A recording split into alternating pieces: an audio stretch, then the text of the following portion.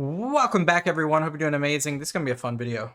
It's going to be a long video, but it's going to be a fun video. So strap in. This is the entire history of Europe. This is by This Is History. We've watched pretty much every video in their catalog, so excited about this one. Europe is a continent spanning from Iceland to Turkey to the tips of Gibraltar. I can never say it. The tip of Spain to Russia. Depends on what you call Europe. So I'm expecting, a Neolithic to modernity scope here. We're gonna talk about a lot. I'm expecting. We'll talk. Let's see what what I expect, and then we'll see it. We'll talk at the end what we get. I'm expecting kind of like a obvious kind of like tribal like beginning that then culminates into like migrations. Then we're going to talk obviously about like how people in the Levant, like the Phoenicians and people, started to move and migrate with Greek city-states and Greek city-states kind of migrating westward. Then of course Rome. Then we're going to talk about the Western Roman Empire and everything that encompasses that. Then the fall, and then we know the rest, right? Then all the great migrations, and then the kingdoms that, like the Frankish and Germanic kingdoms that spark up across the fold while Byzantium stays true. And then, the struggle between Christianity with schisms and the HRE culminating, and then nation states starting to form all the way through the 16th, 17th century. And we know the rest. So let's sit back and enjoy. Let's go. Sponsored by War Thunder. Europe's earliest history stretches back tens of thousands of years, to the era when the first humans set foot 50,000 years ago is how far back people were in Europe? Wow. On the continent. Around 50,000 years ago, Paleolithic hunter-gatherers gradually migrated from Western Asia and left behind remarkable evidence of That's true. There's caves in Spain and France. That's true. their lives, such as cave paintings, as well as stone and bone tools. Much of the northern part of the continent was covered by massive glaciers during this time, but as the Ice Age began to come to an end around 12,000 years ago, humans moved more permanently into these areas also, and thereby came to inhabit the entire continent, stretching from the Atlantic coast in the west to the Ural Mountains in the east. Life continued in much the same way for thousands of years, up until the 7th millennium BC, when a revolutionary change swept across Europe Metallurgy? and irreversibly transformed the lives of all humanity. The practice of farming, Oh, yeah, that. That. Agriculture. centered around cultivating crops, domesticating animals, and permanent settlements, was introduced to Europe from the Middle East. Yeah, obviously domesticating animals and maintaining an agricultural agrarian society began began a lot of these civilizations, mainly in the Fertile Crescent, but then westward as adoption took place. Replacing the itinerant nomadic camps of hunter-gatherers which had been used for millennia. And not to say that everyone switched, right? There's nomads today. I mean, come on, there's the steppe. But there are continuous, examples probably of people adopting agrarian lifestyles versus nomadic lifestyles, or sedentary lifestyles versus nomadic lifestyles. And there's people that probably had a hybrid of the two, and people that never switched, and then, natural selection. As these early European societies became more settled and advanced, megalithic stone monuments, like that of Stonehenge in England, began to be constructed. Yeah, and Stonehenge isn't the only one either. There's a few others. Reflecting the new forms of daily life built around communities and religious ritual. Further technological advancement came with the development of metallurgy in the 5th millennium BC. And this transformed everything. Agriculture is one thing, but metallurgy allowed for durability of tools and innovation of hunting and farming, and allowed for so much more. It also helped deter with defenses. So not only were you able to, you were actually able to give, a group of men like fighting capabilities to conquer one, to settle disputes, and to go on and this is where you start to get a lot of these nation states or proto nation states start to actually utilize metallurgy in an advanced warfare situation versus just for personal use. As the first copper tools, ornaments, and weapons were made. Much of this change was introduced by the Indo-European peoples who migrated westward across the Eurasian steppe around 4500 BC. Like the Aryans, yeah. They not only brought more advanced technologies with them, Horses. but also a set of languages, the ancestors of Latin, Greek, Germanic, and Slavic, which would soon take hold across Europe and came to form part of a wider language group that stretched all the way to the Indian subcontinent. Yeah, PIE, Proto-Indo-European. The beginning of the Bronze Age around 3000 BC saw more complex societies begin to develop, particularly in the Mediterranean. Many of humanity... My background. You can see this. See the temple up there? Is this Neveva? I think this is Neveva. This is the beautiful, beautiful temple in the Mesopotamia. Love this image. Probably my favorite images ever. Beautiful. These earliest civilizations had Babylon. taken hold in the Near East, and it was owing to this proximity that Europe's first known literate civilization emerged on the island of Crete. The Minoans were a maritime trading power who developed commercial connections across the eastern Mediterranean and consequently brought many of the cultural and technological advancements of the region back to their island. So we're talking about Europe, and we're also we're talking about like the Fertile Crescent and everything. A lot of people would always almost lump in Egypt with Europe. Obviously, it's not Europe, but it is definitely part of the West. And West and East is very interesting when we talk about all this, like because a lot of the West begins in what we would call now the East. So it's quite a contrast. They built large stone palace complexes, such as that at Knossos, and adorned them with some of the finest artworks early Europeans ever produced. And if you ever want to have an immersive experience, just download, or I guess you have to purchase Assassin's Creed Odyssey and go look around at all of this. The Minoans were followed in later years by the Mycenaean civilization on the Greek mainland, yeah. which began around 1600 BC, and which spoke an early form of the Greek language. Within a few centuries, however, the Bronze Age world would suffer a sudden and dramatic collapse.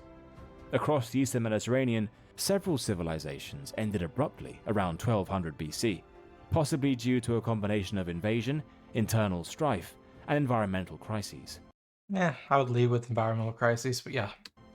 What followed was a period known as the Greek Dark Ages, with the once thriving populations of the region becoming silent, and the technological and cultural knowledge they had developed over the past centuries being lost. Elsewhere on the continent, other early European cultures and civilizations remained little affected by the calamities that had befallen the eastern Mediterranean. Across what is now Austria and Germany, the Celtic Hallstatt culture rose to prominence and would soon spread across much of Western Europe. In Italy, the ancestors of the Etruscans were beginning to emerge, and across Scandinavia and the British Isles, a thriving Bronze Age continued to flourish. But it was only with the arrival of the first millennium BC that the light of advanced civilization began to re-emerge. Out of the darkness that had taken hold in Greece, cities like Athens, Sparta, Thebes, and Corinth began to trade across the ocean once again. They established contact with the Phoenicians of modern-day Lebanon, from whom they adopted a new alphabet, which allowed for the reintroduction of reading and writing. And this is almost like a rebirth. You know, we talk about the rebirth as the Renaissance of the 15th century, but honestly, this is the first rebirth, I would say, of human civilization in the context of modernity, when I say modernity, history, not prehistory. Where you have this dark age from the Bronze Age collapse, and you know most of society is rooted around these Bronze Age cultures and societies of the Fertile Crescent, including Egypt and Crete and so forth. But you have Athens, Sparta, Thebes, Corinth, and a few others really start to rise up and start to trade with the Phoenicians, and then mercantile trade and alphabetical language begins to thrive because of said trade, because of said communication. And this is where things just start to snowball and give rise to, you know, larger and larger city-state colonies that then will eventually start to see something grow even bigger inside the Mediterranean in the next 200 years. This redevelopment of a common 200 language years later, saw yeah. further advances such as a shared religion, forms of government, legal codes, as well as new cultures and learnings to emerge in the form of philosophy, science, mathematics, sports, theatre, and music. And I think the big thing here is like, how did this happen, and why did this happen here, then, and now? It really came down to one thing: the trade. The trade. That's it. Literally, trade and communication allowed for these individuals to start focusing on other things versus just surviving. Most of human history, we're just trying to figure out our next meal. But when we have these organizational structures in place that allows for mass populations to be taken care of because of trade, because of centralized authority, and so forth, then things like the arts and the mind of consciousness gets to thrive so much further than we've ever done before. Not to say that we haven't prior, but in length, in depth, we haven't. Armed with this new knowledge of the world around them, the Greeks began to expand beyond the realms of their own borders and founded numerous colonies along the shores of the Mediterranean and Black Sea between the 8th and 6th centuries BC. And notice one in Carthage, which is in modern-day Tunisia, will be the jumping off point for for Europe to really start to take off. Back in Greece itself, Athens had become the leading cultural and civic centre of Europe by the 5th century BC. It pioneered the use of democracy and was home to great philosophers such as Socrates and Plato, as well as monumental architectural landmarks such as the Parthenon, all of which combined to form the foundations of what would one day become the hallmarks of Western civilization. Not just the Parthenon, but the entire Acropolis itself is it's suited in such a way to appease the Greek gods, and the entire, well, Lord, Agora. I think it's called the Agora. It's the Greco version of the Roman Forum down below. It just allowed for a lot of what I just said to take place. A lot of, like, when we talk about trade and administrative centralized authority, it's all taken care of. These systems are all working together. Now we have, these great open places where, thought can be exercised daily. The developments made by these Greek city-states were nevertheless delicate and fragile. At the start of the 5th century BC, they faced the threat of being absorbed into the expanding Persian Achaemenid Empire, which tried to bring Greece and its unique civilization under its sphere of influence. Despite repelling the invading Persians in battle on numerous occasions, like those fought at Marathon and Plataea, internal conflict among the Greeks soon followed, with a long protracted rivalry between Athens and Sparta during the Peloponnesian War of 431 to 404 BC. Although Sparta eventually won out, it ultimately left Greece as a whole weakened, and, in the aftermath, a new Greek kingdom of Macedon rose to prominence. After King Philip II conquered all of Greece, he was followed by his son, Alexander the Great, who embarked on an extraordinary campaign to conquer the rest of the known world. Beginning in 334 BC, Alexander marched east, and within a decade had toppled the vast Persian Empire, extending Greek rule as far as Egypt and India. His empire was nonetheless short-lived, for he died just a few years later, in 323 BC. But, on the other side of the Mediterranean, a newly emerging power was on the rise. And it had been rising for some time, fighting against like places like the Latin League and the Etruscans, but the monarchy started to, for about 200 years now, has been folding into the Republic of Rome. One that would leave a long-lasting impression across the continent, which is still visible to this day. Oh, yeah. The city of Rome was reportedly founded by the twin brothers Romulus and Remus in 753 BC. Its formative years were ruled under a monarchical system of kings, but by the year 509 BC, it had evolved into a republic, governed by a senate. After expanding across the rest of the Italian peninsula and the surrounding shorelines of the Mediterranean by the 3rd century BC, the Romans went on to conquer the dominant superpower in the region, Carthage, during the Punic Wars of 264 to 146 BC. The Roman Republic eventually gave way to the Roman Empire at the end of the 1st century BC, and the subsequent rule of the emperors saw Rome's borders expand further to reach the height of its imperial and territorial might by the 2nd century AD. See, we went through a lot of history right there. There's too much to talk about that, but obviously the Roman Empire is and will always be probably the biggest, greatest human collision event in history when it comes to a nation state doing and leaving a mark and legacy to this day. Under Emperor Trajan. Covering approximately 5.9 million square kilometers, it extended across parts of North Africa and the Middle East, and encompassed the greater part of the European continent, as well as a vast and diverse range of European tribes and cultures. This included not only the Italian peoples who formed the bulk of the Roman citizenry, but also the Iberians, Basques, and Lusitanians of Spain and Portugal, the Gauls of France, the Celtic Britons, as well as some Germanic tribes, in addition to Illyrians, Thracians, Dacians, and Greeks across the Balkans. So many peoples, very diverse.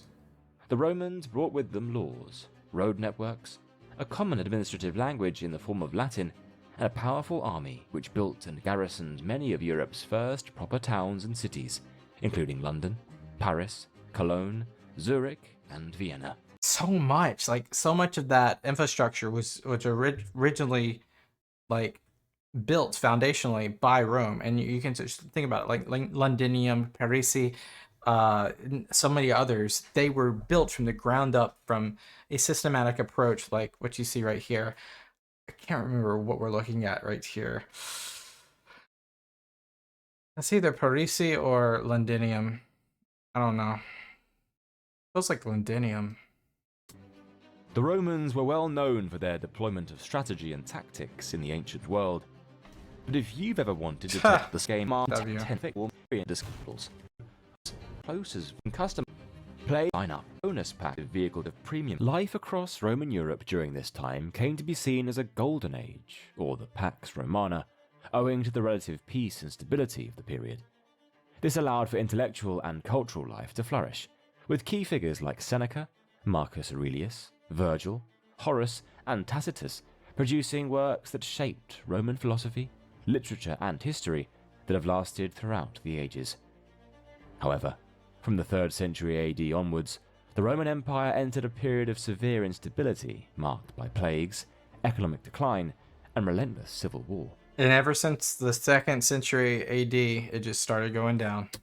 Alongside some institutional changes intended to strengthen the empire during this time, a far more profound religious transformation would occur that would transform and dominate the lives of Europeans for centuries to come. Christianity. The adoption of Christianity. Yep. What had started out as a minority sect in Roman Judea quickly spread across the empire and into Europe during the early centuries AD. Despite widespread persecution by Roman authorities, some of the earliest churches were established in cities like Rome, Athens, and Lyon during this time. But the most significant developments of the faith came when Emperor Constantine's Edict of Milan formally permitted the religion to be practiced within the empire. And that just allowed for the slippery slope for it to become the religion, obviously. But yeah, the Edict of Milan obviously giving way for this. In the year 313 AD, which was later followed by Emperor Theodosius I's declaration, which made it the official religion of the empire in 380 AD. Just, 67 years later. Although the Roman state continued to falter and subsequently split into two separate entities by 395 AD, the Christian Church grew in influence and cohesion to fill the power vacuum and lay the foundations for a religious landscape that would dominate Europe for millennia. Beyond the empire's borders existed a patchwork of European peoples, otherwise known as barbarians, which anyone outside of Rome is a barbarian. Romans had failed to win over either militarily or culturally. This consisted primarily of the Germanic tribes scattered across what is now Germany and Scandinavia, as well as the early Slavic populations of Poland and Belarus, in addition to the Sarmatian peoples who roamed the plains of modern Ukraine. However, in response to other migratory pressures from peoples pushing westwards from Asia, Coupled with their own desires to exploit the weakened position of the Roman Empire, these barbarian tribes of Europe soon began to move across the borders. From the late 4th century onwards, waves of predominantly Germanic peoples began invading and later settling across what had once been Roman territory. Angles, Saxons, and Jutes from Denmark and Germany overran Britain. The Franks expanded into Gaul. The Vandals rampaged south and westward as far as North Africa, and the Visigoths even sacked the city of Rome itself in the year 410, before eventually carving out a kingdom of their own in Spain. And look at this, look at all these eras, just so much migration in such a short amount of time, just creating, fluidity throughout Europe, but also just chaos. Finally, in the year 476 AD, the last Western Roman emperor, the young Romulus Augustulus, was deposed by a Germanic chieftain named Odoacer, an event which effectively marked the And this was, of course, in Ravenna, not Rome, because Rome was kind of like a shadow of its former self, but this was in Ravenna. Fall of the Western Roman Empire and the beginning of the Dark Ages. In the aftermath of the empire's collapse, Western Europe fragmented into a patchwork of barbarian kingdoms which, although they preserved some aspects of Roman law and customs, for the most part became more insular and tribal in nature. The Church nevertheless continued to operate as it had done before. Most of the European population within the former Roman provinces were already Christian, but the 5th to 7th centuries saw countless missionaries sent out to convert the remaining pagan barbarian kingdoms. Yes, all across Europe. Some of the earliest Germanic converts were the Visigoths, Burgundians, and Vandals, but the first major kingdom to embrace Christianity was that of the Franks, whose King Clovis I was baptized in 496. In Ireland, which had been Christian since the 5th century, a powerful monastic culture had developed, which released missionaries to spread the faith across Scotland, northern England, as well as continental Europe. The Church provided literacy, law, and organizational stability to many of the newly created kingdoms of Europe, offering monarchs political legitimacy based on a divine right to rule. In doing so, the Catholic Church established the cultural and religious environment that would define Western Europe throughout. Yeah, like was the culture. Catholicism was the culture all the way to like the 14th, 15th century in Europe. The medieval period to come. 1,000 years of Catholicism. Meanwhile, in the East, the remnants of the Eastern Roman Empire, otherwise known as the Byzantine Empire, remained a shining light of classical civilization. The Byzantine emperors continued to style themselves as Romans and presided over a wealthy, urbanized state that encompassed Greece and the Balkans, as well as parts of the Middle East and North Africa. Yeah, if we're about to get into it, we're going to talk about Justinian and how we're about to see a resurgence in Italy. Constantinople was a powerhouse of economic, cultural, and military strength, making it the largest and richest city in Europe, if not the world. Definitely the world. Much of this was owed to the preservation of ancient Greek and Roman learning, which had otherwise become forgotten in the West.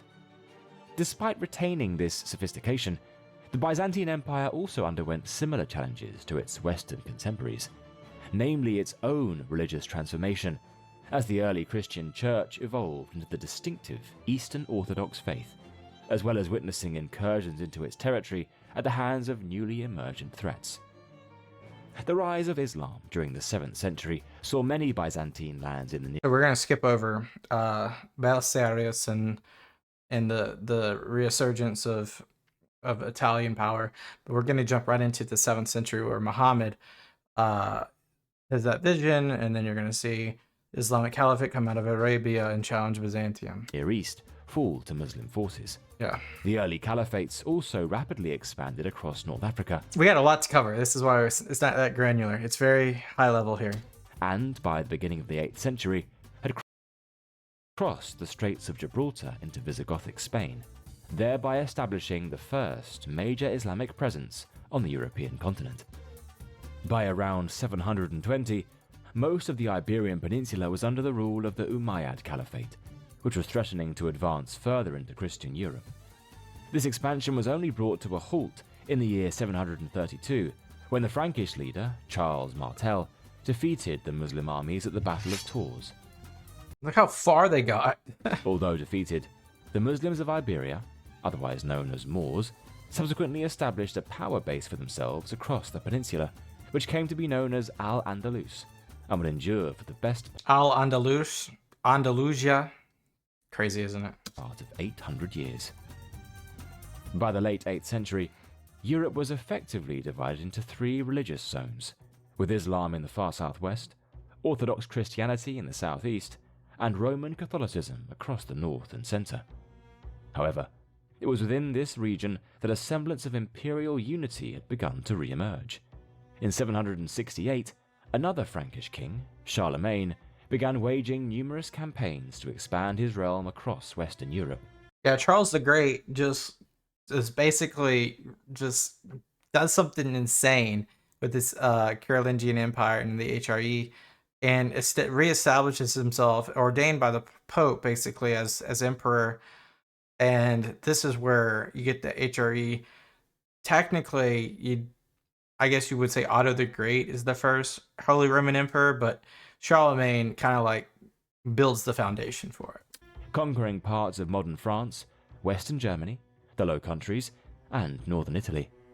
Then, on Christmas Day in the year 800, Pope Leo III dramatically crowned Charlemagne as I said ordained. I meant crowned. Emperor of the Romans, thereby asserting the revival of the Western Roman Empire, at least in name.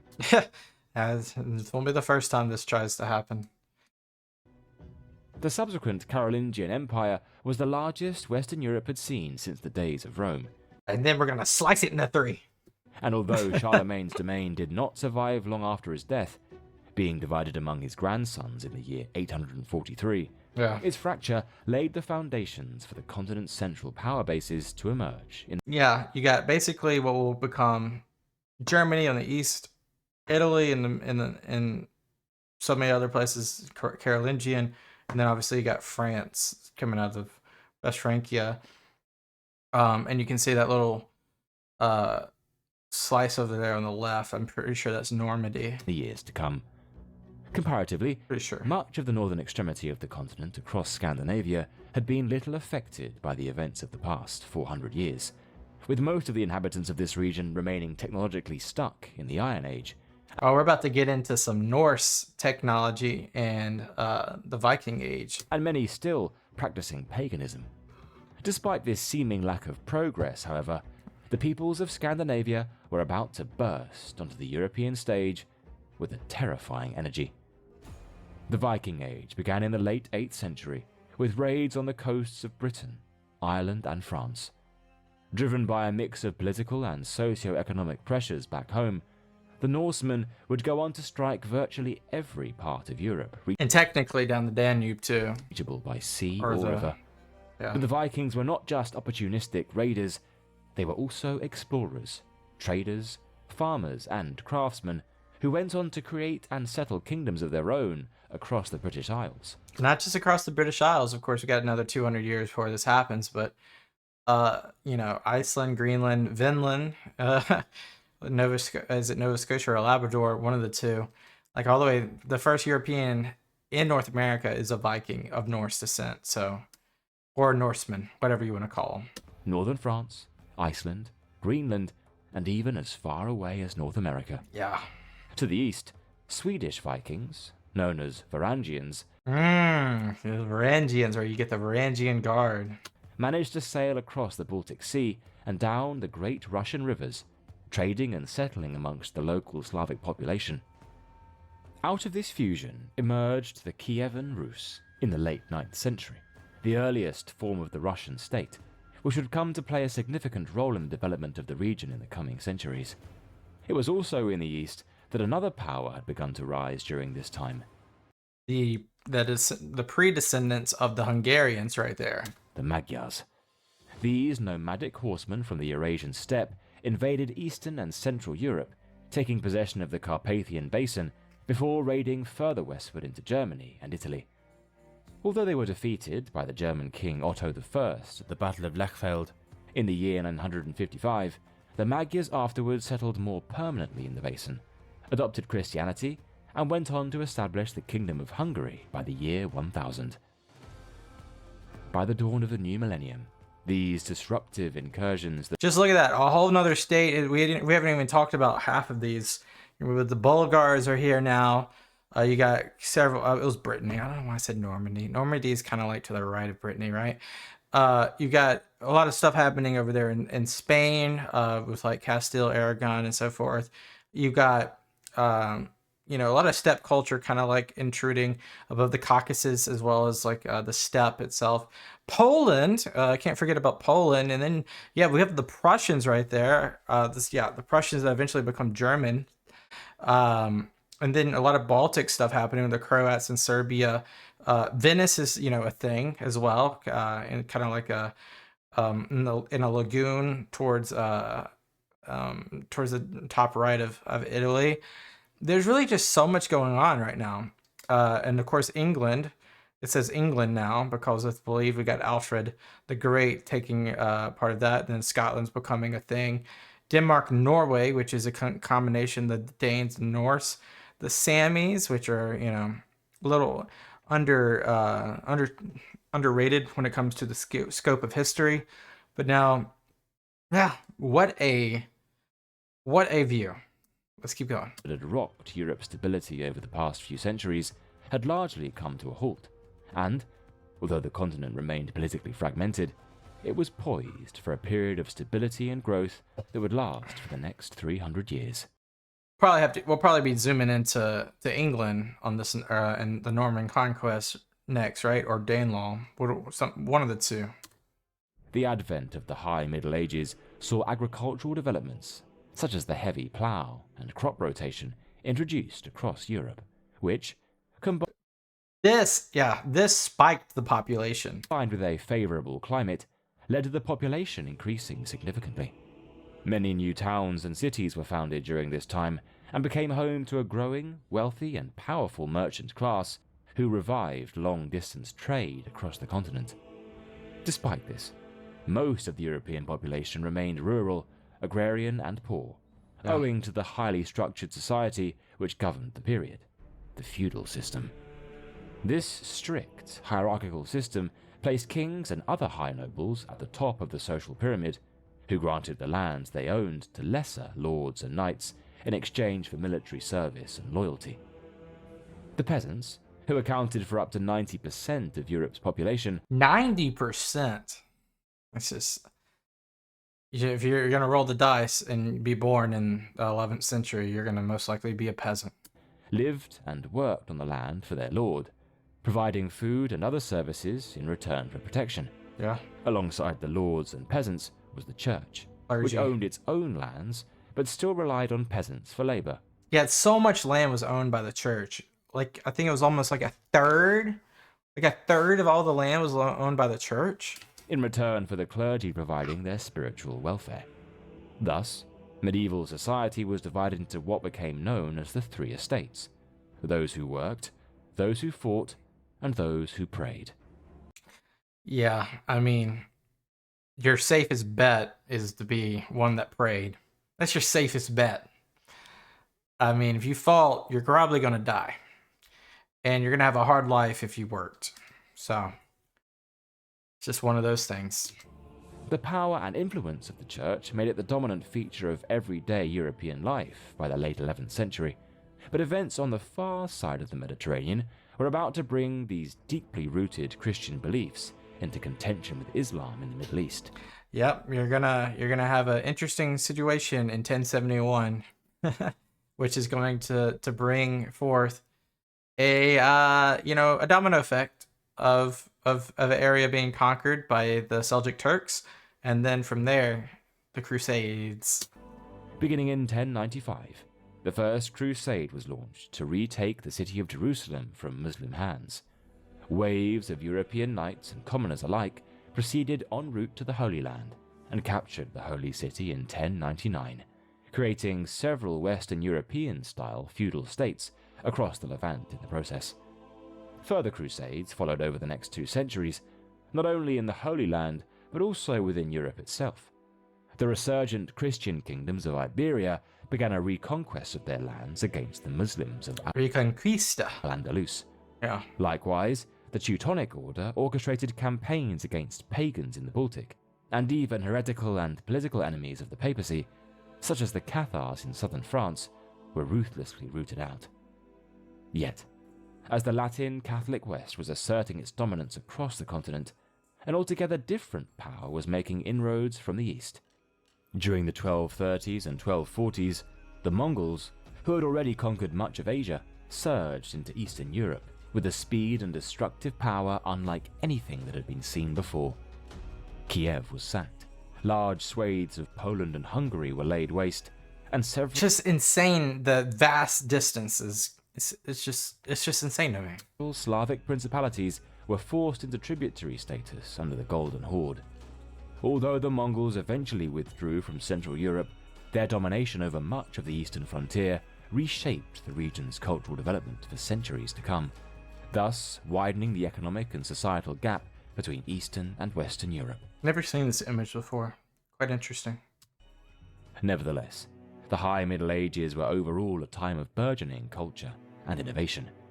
Monumental Gothic cathedrals rose in cities like Paris, Chartres, and Canterbury.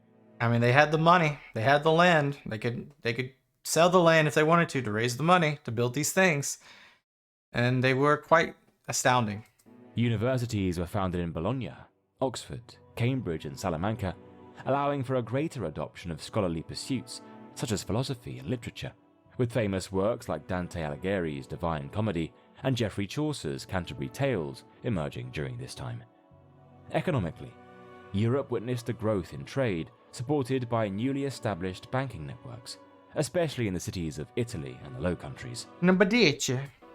By around 1300, medieval Europe had reached a high point of development never seen before, forming a landscape of productive farmland, prosperous towns, and emergent nation-states. Well, we are in the 1300s though, so it's about to get kind of bad.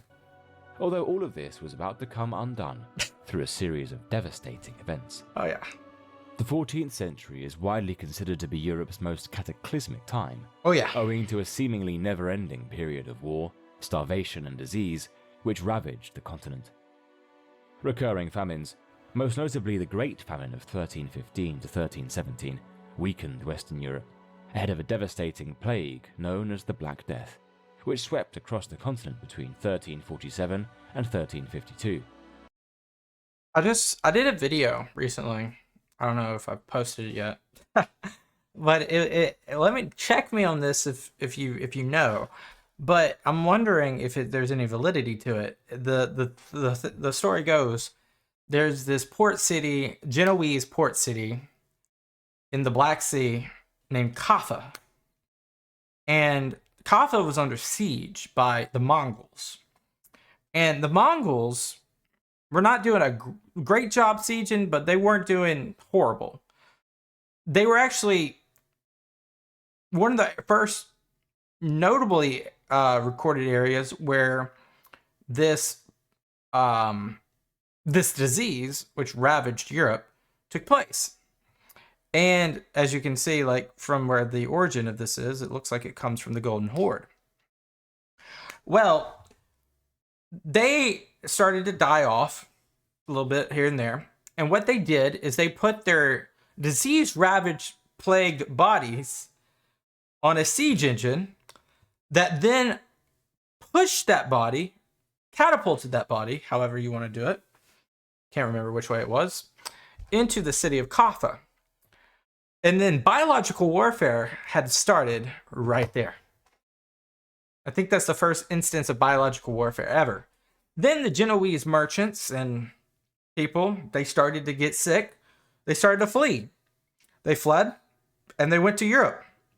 And when they went to Europe, they brought the disease with them and it spread. Let me know if there's any validity to that, but that's what I've heard. Killing perhaps a third of its population. Entire villages vanished, and many at the time believed that this was the final reckoning before Judgment Day. But as the plague began to subside, a resultant labour shortage allowed for the surviving peasantry to gain new bargaining power. That's true. More freedom. Securing better wages and conditions from their lords and masters. This upending of the feudal order quickly led to social tensions worsening between the powerful land-owning elites and the powerless, landless masses, with uprisings erupting in several kingdoms, such as the English Peasants' Revolt of 1381. The authorities eventually clamped down and Yeah, I mean, the peasant revolts usually don't end well, though. suppressed such I mean, they do get what they want in the long run, but not in the short run. uprisings to restore order. But Europe's era of instability was compounded even further by almost incessant warfare. The most damaging of these conflicts was the 100 Years' War, fought periodically from 1337 to 1453 between England and France. Yeah. It wrought incalculable devastation across the French countryside. Not just, the soldiers, but the civilians, more or less, because the uprooting of society because of this. As bands of soldiers roamed from town to town, killing and plundering as they went. Yeah. The conflict also saw new forms of warfare rise to prominence. Like the longbow. Yeah. Oh, you got a lot of crossbow here, but the longbow specifically being such a prevalent use case, for example, like Agincourt. Was gunpowder used? I can't remember if gunpowder was used. Such as the longbow, professional armies, and, increasingly, gunpowder artillery, which began to eclipse the dominance of mounted knights and fortified castles, signaling the gradual end of traditional medieval military systems. The crisis-ridden 14th century brought Europe to the point of ruin. However, it was out of this darkness that a light of intellectual and artistic renewal would emerge to dramatically reshape the continent's fortunes. Let's go to Florence. On Europe's eastern frontier, the long-declining Byzantine Empire Okay, we're not going to Florence yet. We're going to see the fall of Constantinople first. finally fell to the Ottoman Turks in 1453, with the capture of Constantinople. In the aftermath of this event, many Greek scholars fled westwards to Italy, carrying precious ancient manuscripts that covered the works of Plato and other Greek philosophers, as well as knowledge of science, mathematics, and theology, which had otherwise fallen into obscurity in the West. Subsequently, across the cities of northern and central Italy, a rebirth of learning and the arts developed, inspired by the classical civilizations of the ancient world, which heralded the arrival of the Renaissance. The wealth generated in the prosperous merchant republics like Florence, Venice, and Genoa had created a class of urban elites willing to sponsor painters, sculptors, architects, and scholars who sought to create new forms of human expression. Yeah, like Michelangelo, Leonardo da Vinci, the list goes on. Artists working under the patronage of families, such as the Medici, experimented with perspective, anatomy, and light, resulting in the iconic works of Leonardo da Vinci, Michelangelo, and Raphael. Meanwhile, architects like Brunelleschi revived domes, columns, and harmonious proportions, transforming Italian city skylines which remain standing to this day. Yeah, and also Rome. Accompanying this intellectual reawakening was Johannes Gutenberg's technological invention of the printing press. Yeah, this happened obviously before that, but this was the moment that society changed forever. Back in the 1440s. This allowed for books and pamphlets, many of which explored the learnings and ideas transcribed from ancient Greek and Roman sources, to be published on a previously unimaginable scale. But communication increased, education increased, velocity of learning increased. It took you less time to organize. It took you less time to speak to masses. It took you.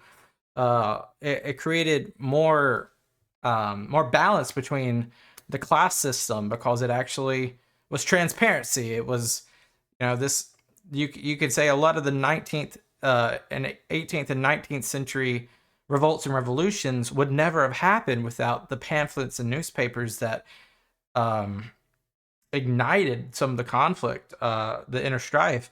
So this is just one of those moments in history you look at and you're like, this is the first version of media, and this media took off across the continent. As a result, this cultural flowering, which had taken hold in Italy, quickly spread north across the Alps in the following decades of the 15th century, where it mingled with local traditions and perceptions. In the Low Countries in Germany, painters like Jan van Eyck and Albrecht Dürer combined the Italian techniques with detailed realism and religious symbolism to create their own unique artistic interpretations. As more books, pamphlets, and prints were published, literacy slowly began to rise, and with it, a public sphere for discussion and debate of new ideas began to form.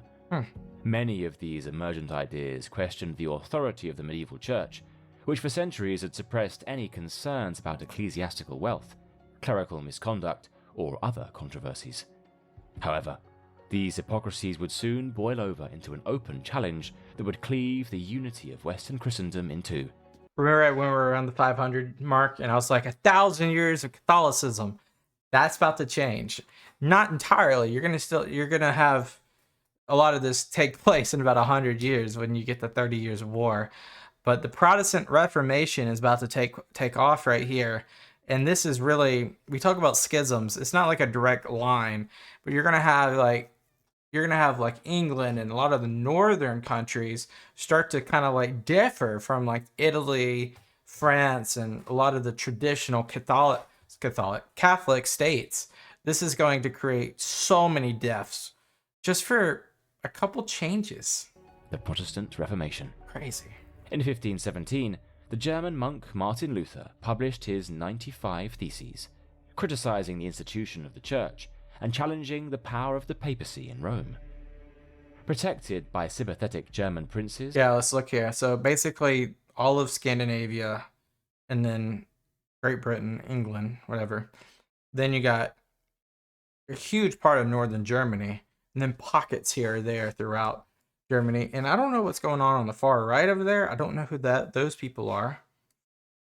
So help me out. Don't know who those people are.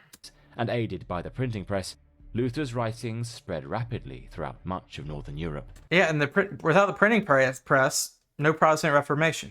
Resulting in many kingdoms and realms breaking away from the Catholic faith and adopting Protestantism.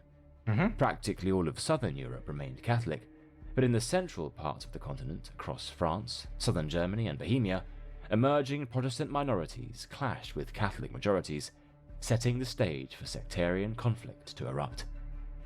This splintering of Christendom across Western Europe unleashed a century of religious warfare that intertwined faith, dynastic rivalry, and the struggle for state power. During the 1560s in France, conflict between Catholic forces and Protestant Huguenots produced civil war and countless massacres. Yeah, the Huguenots, like, I think it's St. Bartholomew's Day massacre right here. Might be. But the Huguenots just rushed in, and there's just so much, like, even like it's such a wide like graph of like the entire map of France was not just blue. There was, I mean, even probably in England, you're gonna have, yeah, you definitely are. You're gonna have like a back and forth of Catholic versus Protestant. Even like in who ruled England.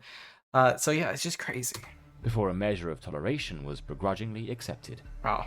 Likewise, in the Low Countries, Dutch Protestants revolted against their Catholic Spanish overlords, leading to a protracted war for independence and the eventual emergence of the Dutch Republic. But it was across the myriad of German lands that made up the Holy Roman Empire that one of the most devastating and destructive religious conflicts in European history would break out. Yeah, this is where this actually leads to more nation building than anything, and more of our distinct borders than any time. But this 30-year conflict was just probably the worst conflict that Europe has ever seen. The 30 Years' War, fought from 1618 to I think this is Magdeburg at the back. 1648, saw an estimated 4.5 to 8 million people die from the effects of battle, famine, or disease. With mostly disease. Many parts of Germany itself seeing their populations reduce by half. Even though peace was eventually restored, Europe's spiritual unity was permanently broken, not just from the old division between Orthodox East and Catholic West. So we already have our problems with the Ottoman Empire, which is, we haven't really talked about yet, but I mean, they definitely have encroached into the Balkans at this point. But you got the Protestants, the Catholics, and the Orthodox, kind of like three separate things, all the same faith, but three different faiths within one. But yeah, the Ottomans definitely are in the Balkans at this point, and they're encroaching, and they kind of unify a lot of Europe. Actually, the Ottomans, because of that religious, it's a religious war itself that's between Islam and Christianity. There's unity, believe it or not, with a lot of the European powers against the Islamic power of the Ottoman Turks. But now also with a Protestant north. These cultural, political, and religious differences. And by the way, we're in 1650. One thing we haven't talked about yet is colonies are all over the world now. From India, I mean, this is about Europe, but these European powers, like Spain, has the reason Spain was so influential, like the 30 Years' War, it's because of their gold and silver that they're able to extract from South America, and England having almost building their hegemony on the seas throughout this period, whether it be in the Caribbean or now you're starting to extract slaves from West Africa and really extort wealth. And then, of course, the North American continent, cannot forget about that continent starting to be, in 1607 with Jamestown and so many other places beginning to start to see, European colonists take shore. See if I'm missing anything. Yeah, of course, you got the Ottoman Turks and got colonies happening.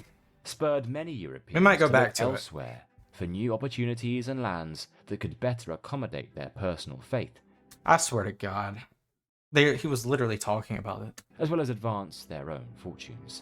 Whatever. The so-called Age of Discovery. Okay, yeah, we went back. I mean, in a linear, we're in the 17th century, but we're going back to the 15th. Okay. I'm back in the 15th century, okay, when Christopher Columbus, sailing under the flag of Spain, crossed the Atlantic Ocean and inadvertently discovered the Americas. Mm-hmm. The Portuguese had likewise begun exploratory voyages of their own, pushing steadily southwards down the coast of Africa and reaching India by the year 1498. These early expeditions brought Europe to the forefront, and I'm also sure that he'll build the Ottomans back in there too. Front of an expanding and interconnected global world, which they would come to dominate for the next several centuries. Throughout the 1500s, Spain conquered most of Central and South America from there's the Aztecs right there. The Aztec, Mayan, and Inca civilizations. These territories were rich in natural resources like look at all the gold, just bukus of gold and silver, lots of silver. Gold and silver, which subsequently poured unprecedented wealth into Spain's coffers. The Portuguese likewise built a similar, albeit looser, imperial model of fortified trading posts and colonies stretching from Brazil to Africa and the Indian Ocean, which by the turn of the 17th century had inspired other European powers to forge overseas empires of their own. Yeah, Dutch, France, England. The Dutch, English, and French all went on to establish their own colonies across North America, the Caribbean, Africa, and Asia, often by creating chartered companies to finance and manage the risks of perilous long-distance trade. And North America. Sadly, however, this explosion in European overseas expansion became entangled with, and subsequently dependent on, the horrific transatlantic slave trade. Between the 16th and 19th century. Transatlantic, but also there was an Eastern slave trade just as, maybe not as in terms of volume, but just as horrific. Millions of Africans were captured and transported across the Atlantic Ocean to the New World by European slave traders, where they were sold and forced to work on plantations, producing crops like cotton, coffee, sugar, and tobacco. These commodities were then transported back. Yeah, and just a note here. We talk, because of the American Civil War and because, it's all ingrained to us about slavery, most of the extorted wealth came out of the Caribbean. I got the pirates on my mind. The Caribbean had so much, that is where the majority of the coffee and the sugar cane and all of that was. I mean, that's why you see stuff like Jamaica rise up in the 18th century. It's not talked about enough is what's going on in the Caribbean. But another, like I said, the eastern side of Africa is just as they're getting poached just as much as the western side. To Europe, in some cases, alongside other goods like potatoes, maize, and timber, to be sold for profit. Yeah, and there is, I mean, there's nothing good really happening here, but one thing that is good is the distribution of diverse goods, where you're going to get a lot of different crops being traded from place to place, which allows for supplement food sources for the population. Um, but yeah, As a result of this triangular trade, European diets, fashions, and tastes shifted to accommodate these new and exotic goods, which in turn saw new industries emerge alongside an early form of capitalism. yeah, like the VOC and so forth. Meanwhile, across Eastern and Central Europe, the 17th century saw a similar vein of territorial expansion unfold. The Polish-Lithuanian Commonwealth, once one of the continent's largest and most diverse states, struggled to maintain its dominance in the Oh, we're going to start talking about the partitions, the three partitions. Thank you to Russia, Austria, and to Prussia. We just talked all about this, and obviously this even begins with Sweden encroaching on the area, where you get Peter the First wanting to become more Europeanized, and then get a Baltic port, and then it just kind of creates this this posturing between the three great powers of the East. Polish-Lithuania just did not have that consolidated, organized system to manifest a great nation. They were progressive, but they were not efficient. face of increasing foreign pressure and internal factionalism. To its east, the Principality of Muscovy had spent the previous centuries consolidating power, overthrowing Mongol domination, and steadily expanding across the steppes of Eurasia to assert itself within the region. Farther south, the contest for influence in Central Europe had begun to intensify as the Austrian Habsburgs battled with the Ottoman Empire over Hungary and the Balkans. We'll get like a little fun moment of Polish-Lithuanian support here if we talk about it. I'm sure he'll talk about the Wing Khazars. Although the advance of the Turks into Europe was ultimately There they are, right there on cue, and the Wing Khazars right there. halted at the Siege of Vienna in 1683, it would take the best part of 200 years before this corner of southeastern Europe would be fully relinquished from Ottoman control. Nevertheless, Europeans were not just pushing the limits of their territorial boundaries, The Enlightenment. See, we're just jumping all over the place. they were also expanding their understanding of science. The 16th and 17th centuries bore witness to the scientific revolution, with some of the finest minds in Europe grappling with seemingly incomprehensible questions to make sense of humanity's place in the world around them. Astronomers like Copernicus, Galileo, and Kepler made observations and discoveries across the cosmos, revealing a universe far more dynamic and orderly than previously imagined. Questioned everything, mainly religion, but questioned everything. Others turned their attention to nature on Earth. William Harvey charted the circulation of blood through the human body. So Robert crazy. Boyle experimented with the properties of gases to define the fundamentals of modern chemistry, and Isaac Newton Probably the smartest mind to ever be on planet Earth. published his laws of motion and universal gravitation, offering a framework that would govern scientific thought for centuries to I don't even think it's close either. It's Newton and then everybody else. come. Together, their efforts marked a profound shift in the way Europeans understood the world, replacing the inherited assumptions of the medieval period with methods grounded in observation, experiment, and reason. And this also created like a dynamic between what type of state are you? Are you a progressive state, like Poland began to be, like France began to be in the late 18th century, like so many other places began to be? Or are you regressive? Are you traditionalist to a point to where a lot of these values kind of were superseded by monarchical control and whatever it might be? Scientific societies and academies were soon founded across the continent, while journals and correspondence networks linked scholars across borders to foster inquiry and debate. The wave of scientific advancements paved the way for a broader intellectual movement to emerge during the 18th century, the Enlightenment. I think this is Poland. Philosophers like Locke and Voltaire, Montesquieu and Rousseau questioned long-standing political, religious, and societal attitudes across Europe. Many criticized absolute monarchy and the close alliance between church and state, arguing instead for constitutional limits, religious toleration, and the consent of the governed.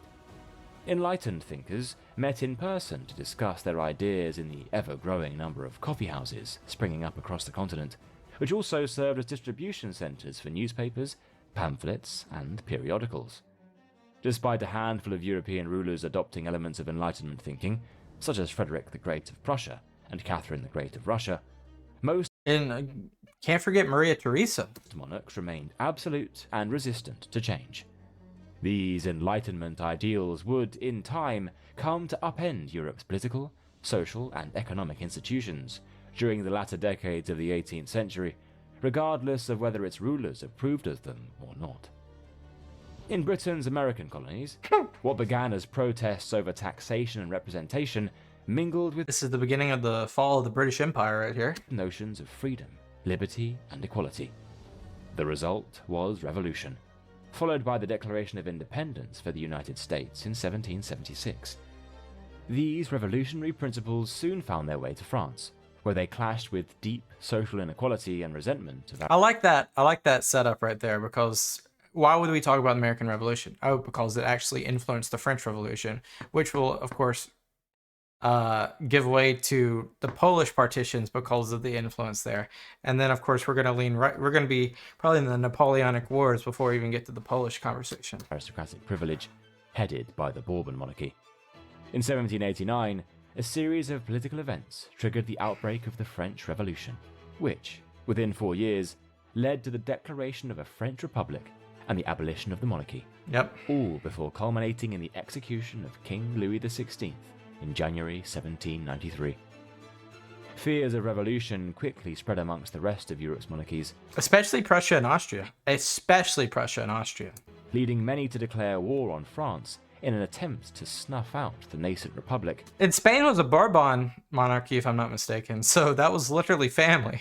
and extinguish its revolutionary fervor. And then I think Austria, Maria Antoinette was Austrian. I think she was the sister. I think she was a little sister or niece of the Austrian emperor. I can't remember which one. However, it was out of this period of conflict, known as the French Revolutionary Wars, There's that guy. that one Napoleon Bonaparte rose to power. Yep. He ultimately crowned himself as emperor in 1804, Crowned himself. before going on the offensive to bring much of the European continent under his rule within a decade. I love how you get that little vein all the way to Moscow up there. Although Napoleon was eventually defeated at the Battle of Waterloo in 1815, and the victorious nations restored the continent's balance of power, including reinstating France's monarchy, Right, you get the Congress of Vienna, and then everything changes back to pre-1792, but also you get like a different like version over there in the east with the King Alexander of Poland, and you just have a different. You have a post. Then you have this strife in Germany that we're about to get into. the political and ideological concepts released Well, even before that, you have all the revolutions like of 1830, 1848. by the French Revolution had already taken hold in the hearts and minds of many European peoples, who were by now looking to shape their own political destinies. As the 19th century rolled on, a paradox between progress and tradition Now we're in the Industrial Revolution. See, things are just moving so fast. was beginning to emerge across Europe. Much of this change had been brought about by the Industrial Revolution, which reshaped daily life for more people than any other event in history. Originating in Britain in the late 18th century, before spreading across the continent in later decades, industrialization saw millions of people from the countryside move into towns and cities in search of work. New factories, mills, dockyards, and coal mines sprang up in regions like Lancashire, which soon teemed with thousands of workers laboring alongside steam-powered machinery. Which, of course, changed the whole political system of Britain itself. This mechanization of production led to an explosion in manufacturing output. But, in order to move these vast quantities of materials, manpower and goods across the country and out to the wider world, a revolution in human transport would first be needed. The invention of the railway in Britain during the late 1820s saw the first tracks laid to connect manufacturing centres like Manchester with ports such as Liverpool. Railways soon crisscrossed the land, dramatically shortening distances and birthing the concept of train travel, as people journeyed not only across the country, but in later years, across the entire continent. Yeah, and then just to think about how this transformed the entire public transportation like concept where you get undergrounds and subways, but even before this, it's utilized more or less just for trade and for efficiency. Industrialization, however, also brought with it its own set of problems, as well as compounding pre-existing social divisions. The influx of newcomers into towns and cities quickly led to overcrowding, pollution, and poverty. This, contrasted with the bourgeois class of factory owners, merchants, and financiers who grew increasingly wealthy on the other hand, seemingly at the expense of the workers. By the 1840s, thinkers such as Karl Marx and Friedrich Engels began to argue that capitalism was inherently exploitative of the lower social classes, and that workers would eventually overthrow their bourgeoisie masters. This birthed the motion of the socialist movement, which would come to dramatically reshape the political layout of Europe in Yeah, 8 years from now, that's going to be tested. the coming century. In the meantime, to counter these emerging socialist policies, many European governments gradually broadened their political systems to allow more of the male population to vote. The result of this was that many countries became Let's look at this 1871. Yeah, we have a unified Germany and a unified Italy after the Franco-Prussian War. So no longer do we have Prussia, Austria-Hungary. Still pretty powerful. The Russian Empire at its top of the game. Wow. more nationalist in nature, with several new nation-states unifying in the second half of the 19th century, most notably Italy in 1870 and Germany in the following year. Yeah.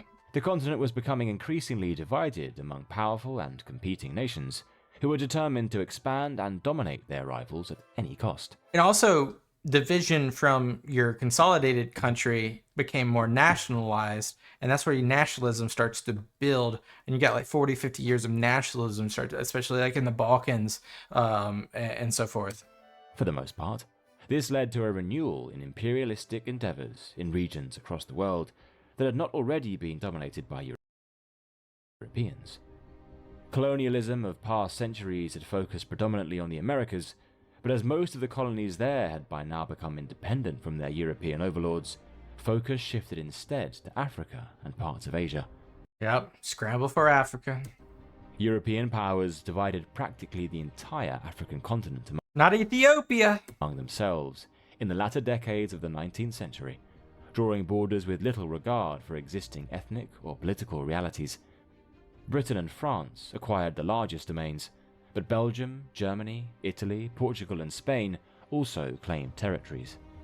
In Asia, a similar pattern emerged, with Britain consolidating Yeah, in Asia, in the Middle East specifically with oil, it just gets crazy. its rule over India and extending its influence into Burma and Malaya. The French established control over Indochina, the Dutch tightened their grip on Indonesia, and Russia expanded across Central Asia and Siberia. Even where formal colonization did not occur, such as in China, the technological and military superiority of the European powers at that time saw many unequal treaties and spheres of influence belligerently imposed. Back in Europe, these imperialistic overtones fused with national pride to create an intense rivalry among the continent's great powers. The unification of Germany and its rapid industrial growth produced a formidable new power that was seeking prestige. This raised tensions with Britain, which began a naval arms race, and with France, which nursed grievances over the loss of Alsace-Lorraine from the Franco-Prussian War of 1871. In Eastern and Southeastern Europe, the Austro-Hungarian and Ottoman empires struggled to contain nationalist movements among their diverse subjects, especially in the Balkans, where Slavic nationalism intersected with Russian ambitions. Europe gradually divided into two major alliance blocs, namely the Triple Entente of Britain, France, and Russia, and the Triple Alliance of Germany, Austria-Hungary, and Italy. Many leaders believed that these alliances would deter war, but in And not too different from what we'll see in 1939 either. reality, they created a dangerous and volatile geopolitical atmosphere that could explode at any moment. Yeah, it's a powder keg. The spark that ignited it all came in June 1914, when the Austro-Hungarian Archduke Franz Ferdinand was assassinated in Sarajevo by a Serbian nationalist, Within weeks, a complex chain of mobilizations and declarations of war plunged Europe into World War I. Yeah, defense pacts really took on this, where you got Serbia, Austria, Russia, Germany. It's just a combination of all. Have we all know, like, militarism, nationalism, alliances. It's just all of that. What many expected to be a short, sharp conflict became a 4-year catastrophe. On the Western Front, German attempts to quickly defeat France stalled, and trench warfare set in, with offensives that cost hundreds of thousands of lives for negligible territorial gains. Yeah. On the Eastern Front, campaigns were more fluid but equally deadly. New weapons such as machine guns, heavy artillery, poison gas, tanks and aircraft combined with mass conscription to produce casualties on an unprecedented scale. Horrific, especially places like the Somme. By the conflict's end in 1918, the strain of total war had brought down several ancient regimes. Russia, convulsed by revolution, saw the Tsarist autocracy replaced first by a provisional government and then by a Bolshevik regime. Yeah, you're going to see like so much turmoil even before the Great Depression, and people are going to go either one way or the other. You're going to go either far left in Russia's case, or you're going to go far right, like Italy, like Germany. Committed to building a communist state. Like Spain. Austria-Hungary and the Ottoman Empire both fragmented, and Germany, facing military defeat and domestic unrest, saw the Kaiser abdicate and a republic declared. The peace settlements, most notably the Treaty of Versailles, redrew the map of Europe, resurrecting old or creating new countries. Like Poland. Such as Poland, Czechoslovakia and Yugoslavia, all the while imposing heavy territorial losses and financial reparations on the losing side. The interwar years saw moments of apparent stabilization. Some economies recovered as cultural life flourished in cities such as Berlin and Paris, and international agreements sought to limit rearmament and normalize relations. League of Nations. Women gained the vote in several European countries as societal norms relaxed. Yet the underlying political and economic structures of many European states remained vulnerable. Most of the new countries formed in the aftermath of the First World War had little experience of parliamentary democracy and were burdened with ethnic tensions and border disputes. The global economic crisis of the Great Depression had reached Europe by the 1930s, causing mass unemployment and bank failures, which quickly undermined confidence in liberal democracy and created fertile ground for emerging extremist movements. In Italy, Benito Mussolini had already seized power back in 1922, establishing a fascist regime that glorified the state, suppressed opposition, and dreamed of imperial revival. In the Soviet And I learned the other day that the beer hall Pushk, which is really like Hitler's first like on the scene nationally, he derived a lot of his, and like the National Socialist Party derived a lot of their inspiration from Mussolini a year earlier, because the beer hall Pushk was in 23 and Mussolini rose in 22. Of course, Stalin, General Secretary Stalin, has been around for about 8 years now. Union, Stalin consolidated his brutal dictatorship over the country, launching forced collectivization and rapid industrialization at the cost of famine, repression, and terror.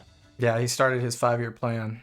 In Germany, the trauma of defeat in the First World War, plus resentment over the Treaty of Versailles and the economic shock of the Depression, served as fuel for Adolf Hitler's National Socialist Party to rise to power. Yeah, they're not yet in power. They're kind of like a minority amongst the Reichstag, but Appointed Chancellor in 1933, turned around Hitler quickly though. Dismantled democratic institutions, persecuted opponents, and enacted racist laws that stripped Jews of citizenship and civil rights. Yep. His regime's combination of aggressive nationalism, militarism, and racial ideology aimed not just at revising the post-war settlement, but at fundamentally reshaping Europe by force. A series of territorial annexations by Nazi Germany across Central Europe in the late 1930s led Britain and France to pursue a policy of appeasement in the hope of avoiding war. But these concessions ultimately failed to satisfy Hitler's ambitions. Then, In September 1939, Germany invaded Poland, With Russia. leading Britain and France to declare war, thereby marking the beginning of the Second World War in Europe. Within a matter of months, German forces had overrun most of the continent, This is after Barbarossa. leaving Britain as the only nation still standing in the west, as Yep. well as the Soviet Union in the east. Under the cover of war, the Nazi regime implemented the Holocaust, the systematic murder of over 6 million Jews, Roma, disabled people, political prisoners, and many others. Collaboration and resistance became the only way of effectively fighting back for most of Europe's occupied populations. Took a deal of British intelligence and ingenuity and a lot of steel. However, following the United States' entry into the war in 1941 and the Soviet Union's victory at the Battle of Stalingrad in 1943, the tide began to turn against Nazi Germany. The remaining years of the war in Europe saw the Allies gradually advance on Germany from both directions until, in May 1945, following Hitler's suicide and the fall of Berlin, Nazi Germany surrendered unconditionally. And just like that, we have the World War II is over. Europe emerged physically and emotionally shattered by the conflict, Crazy, man. Brandenburg Gate. as well as economically exhausted. The old European great powers had been brought to their knees, while two non-European nations, the United States and the Soviet Union, now dominated the global stage. In the years that followed, Europe was divided into two opposing ideological blocs in what became known as the Cold War. In the West, the United States provided economic aid to help rebuild war-torn economies and stabilize democracies in countries such as France, Italy, and West Germany. Many Western European states became founding members of the NATO Collective Defense Alliance and gradually moved towards economic integration, beginning with the European Coal and Steel Community in 1951 and the European Economic Community established in 1957. These institutions It's crazy how the name North Atlantic Trade Organization, was it Treaty Organization? How is it trade or treaty? I think it's treaty. It's crazy how quickly that spurred up right after World War II. aim not only to promote growth, but also to bind former European rivals together so closely that war between them would become practically unthinkable. Meanwhile, in the East, the Soviet Union installed communist regimes in Poland, Czechoslovakia, Hungary, Romania, Bulgaria, and East Germany, all linked through the Warsaw Pact and the Council for Mutual Economic Assistance. Any form of political dissent or reform in these nations was brutally suppressed, such as in Hungary in 1956 and Czechoslovakia in 1968, which were both crushed by Soviet intervention. Germany itself was divided, with Berlin becoming a frontline symbol of this division. And it's just so crazy because Berlin is just like a pocket in East Germany. Yeah, it's just crazy. Berlin's divided in two, West and East, and then it's inside. It's because it's very far right. It's way over there on the right side of Germany on the map. So you see the the airlifts, the Berlin airlifts and everything. And yeah, things are just gonna get almost hot. Following the construction of the Berlin Wall in 1961, which physically sealed off East from West behind the so-called Iron Curtain. Despite the ever-present possibility of nuclear confrontation, Western Europe experienced an unprecedented period of peace and prosperity in the post-war era. Economic growth was rapid, living standards rose, welfare states expanded, and consumer goods such as cars, televisions, and household appliances became commonplace. Former authoritarian regimes in southern Europe, such as Greece, Portugal, and Spain, gave Especially Spain. way to democracies in the 1970s.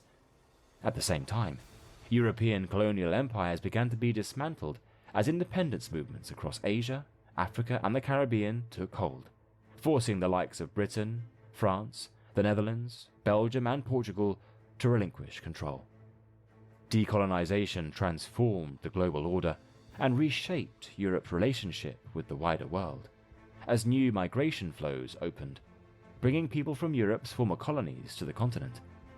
By contrast, in Eastern Europe, Economic stagnation, food shortages, and political rigidity gradually eroded the legitimacy of communist regimes. Wow, it's crazy. Crazy photograph right here. Although some reforms were attempted, the system's structural weaknesses Isn't that Brezhnev? and the burdens of maintaining control over restive populations became increasingly evident.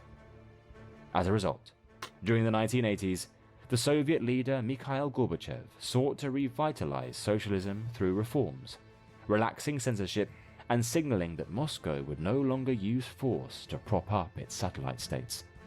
This shift opened the door for a wave of peaceful revolutions across the Eastern Bloc in 1989, as one communist government after another collapsed. The fall of the Berlin Wall in November that year became the defining image of this transition, as Germans from both sides dismantled the symbolic barrier that had divided their city and the wider European continent. As the Cold War ended, many new European nations emerged as sovereign states, bringing with them their own sets of challenges and opportunities. Yeah, like the Baltics. Yeah. Many of the former communist countries embarked on difficult transitions, privatizing state industries, creating new political institutions, and seeking integration with Western structures. NATO and the European Union both expanded eastwards, but at the same time, the collapse of communist federations in the Balkans produced a series of violent conflicts. Yep. Yugoslavia's breakup led to numerous atrocities being committed in Bosnia and Kosovo during the mid-1990s. International interventions and peacekeeping operations eventually stabilized the region, and some successor states, like Croatia, went on to join the EU and NATO. In the early 21st century, Europe has remained relatively peaceful and prosperous by historical standards. Yeah, I would say so. But it has not been free from strain.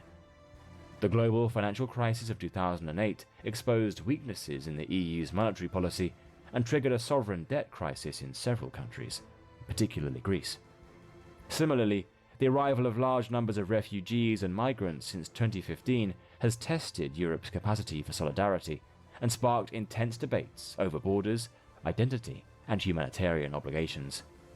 Populist and nationalist parties subsequently gained ground in several countries, challenging established political ideas and questioning Challenging liberal democracy, isn't it? aspects of European integration.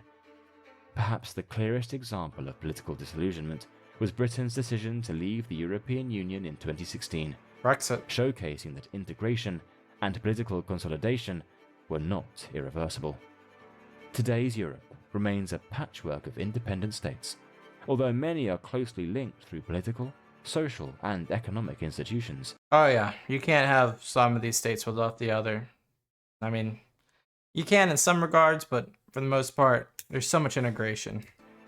Yet recent years have seen something of a return to the division and conflict of decades past. Yeah. With Russia's full-scale invasion of Ukraine in 2022, this has served as a stark reminder to the nations and peoples of Europe, proving that, just as it has done so throughout history, the continent is too vast, diverse, and complex for any one singular form of unity to exist. It will always remain contested. Yeah. Shout out. What a video, guys. Let's give him a round of applause. Amazing video. It's hard to put, that much time all condensed into one region, which is Europe, but he did it. And to think that, here we are. Obviously, Europe is not homogenous. It will never be homogenous, but it is so much closer tied together to each other than it's ever been. Throughout history, I mean, let's just talk recent history. Throughout the 19th and 20th centuries, there was so many times where, barring technology and it could have been one or two nations. Like France could have been the entire thing, barring, some success on the water and, some better planning in Russia. The whole continent would have been France. And then think about, the offside of that, like in 1914, Germany, really tested everything. But in 1945, this whole place could have been Germany. Like, Dunkirk goes a little bit worse, and then the Blitz goes a little bit better. There is nothing on this continent that could have slowed them down. So it's just insane to think how, you know, how fragile the framework right here is. It's so fragile. Today we live in a time where it's so much more cozier. Like here I am sitting in front of my computer on December 22nd, chilling. I'm just chilling, reacting to a video. You guys are listening to this whenever you're listening to it. Through your device. Might be headphones. Like the 21st century has given us so many luxuries that we tend to forget how nice we got it. We got it so nice. Like, can you imagine being a soldier in 1914? Not a good time. Not a good time. You'd much rather be listening to me right now than being on the Somme in 1914. Or Somme didn't happen in 1914. You know what I'm talking about. Let me know what you guys think, if there's any context. I mean, it's very hard. I mean, I'm sure there's a lot of things that was left out. Like, you know, there was a ton. That was a ton. You know, we could have talked a little bit more about the partitions of Poland. We could have talked more about some of the post-Napoleonic stuff. I mean, we could have talked more about, you know, Norman conquest or some of the Danelaw, and we did a little bit though. We I think he did as good as he could have done. Thank you guys for being here. I hope you have a good rest of your day. Peace out. Bye bye.